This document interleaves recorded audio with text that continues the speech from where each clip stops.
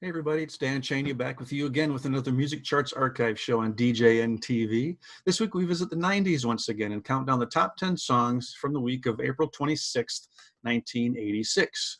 On this week's show, there's a song that was partially inspired by the book One Flew Over the Cuckoo's Nest, another song that was partially inspired by the T.S. Eliot poem The Wasteland, and another song was inspired by the artist's recent divorce, and yet another was originally supposed to be a duet with Chaka Khan. Those stories and much more in this week's edition of the Music Charts Archive Show.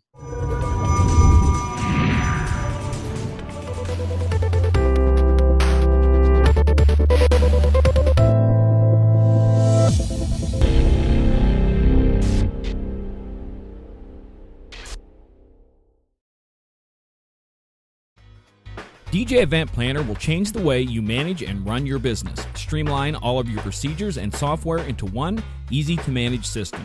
DJ Event Planner, the ultimate online planning tool. All right, let's go. Today we have the top 10 songs from the week of April 26th, 1986. So let's start the chart. At number 10, Take Me Home by Phil Collins.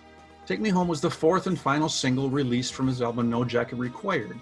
It would go on to peak at number 7, but the other 3 singles from the album all peaked higher, including the number 1 songs, Sussudio and One More Night. Collins said on a VH1 Storytellers show that the song is about a patient in a mental institution, and the song was inspired by the book One Flew Over the Cuckoo's Nest. Take Me Home has some impressive backup singers, including Sting, Peter Gabriel, and Helen Terry, who did some work with Culture Club. At number 9 is Your Love by The Outfield. The English band The Outfield would chart 8 songs in the US, and this was their first. It came from their debut album Play Deep and would eventually peak at number 6. It has a familiar first line, Josie's on a vacation far away. According to songwriter and guitarist John Spinks, Josie's not a real person, and the song is entirely invented, made up. The original demo for this song was kind of a softer feel, and producer William Whitman encouraged the band to give it a more edgy rock feel. Although Your Love was their first charting single on the Hot 100, Say It Isn't So was actually the first single from the album, and that song made the Rock Tracks chart. At number 8 is What Have You Done For Me Lately by Janet Jackson. Now, by my count, Janet Jackson has had 27 top 10 singles, and this was the very first. It was from her album Control, which had 5 of those top 10 hits. She had a couple minor singles in the early 80s, but What Have You Done For Me Lately was her first top 40 single. The song was co-written by producers Jimmy Jam and Terry Lewis and was originally meant for them. But Jackson rewrote some of the lyrics to convey her feelings about her recent divorce from James DeBarge. What Have You Done For Me Lately would eventually peak at number 4 3 weeks later. At number 7, we have Rock Me Amadeus by Falco. Austrian singer and songwriter Falco had several international hit singles, starting with Der Kommissar in 1981. Falco's version of Der Kommissar didn't make the US Hot 100, but the band After the Fire had a top 5 hit with the song in 1983.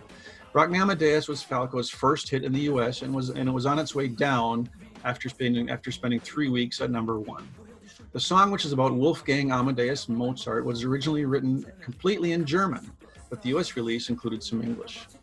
Rock Me Amadeus is the only German language song to hit number 1 in the US. 99 Luftballons by Nina came close, peaking at number 2. At number 6, we have the Harlem Shuffle by the Rolling Stones. The Rolling Stones have had 23 top 10 hits in their legendary career, and this was their 22nd.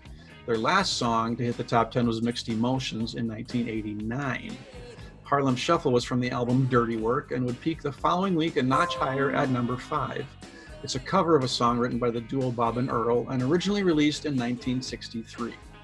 The music video combined live action with animation and was directed by, I don't know if I can pronounce this one, John Kricfalusi, but he would go on to eventually create the cartoon Ren and Stimpy.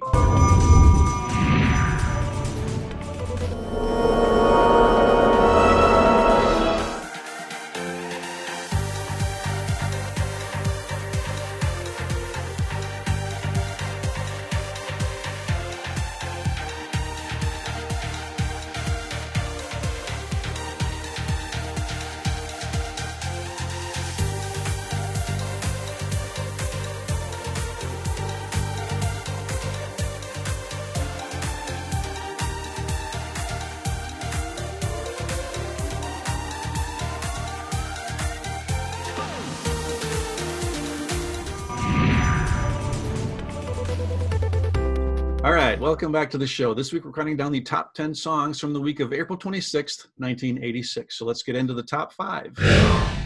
At number 5 this week is Van Halen and Why Can't This Be Love? This was the 12th chart single for Van Halen and the first with new singer Sammy Hagar, who replaced David Lee Roth. It was the lead single from the 5150 album and would eventually peak at number 3. When Van Halen was inducted to the Rock and Roll Hall of Fame in 2007, only Sammy Hagar and bass player Michael Anthony attended the ceremony, and they performed this song with Paul Schaefer's band backing them up. At number 4, we have the Bangles and Manic Monday. This was the very first chart single for the all-girl band from Los Angeles, and it was from their second studio album, Different Light, and it had peaked at number 2 the previous week.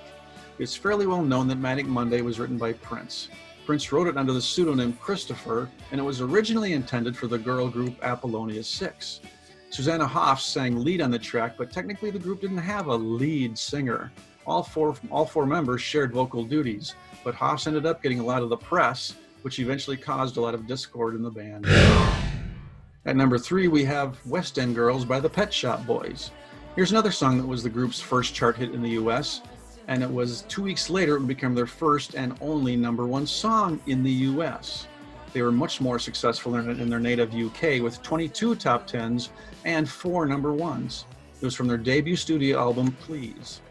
The lyrics were influenced by the Grandmaster Flash song, The Message, the T.S. Eliot poem, The Wasteland, and Neil Tennant came up with the first line, "Sometimes you're better off dead, there's a gun in your hand, it's pointed to your head."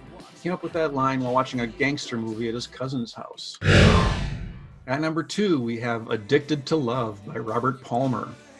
This was a comeback hit of sorts for Palmer, who hadn't had a top 40 hit since 1979, and A Bad Case of Lovin' You.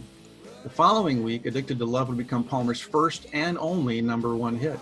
It was actually the second single from his album Riptide.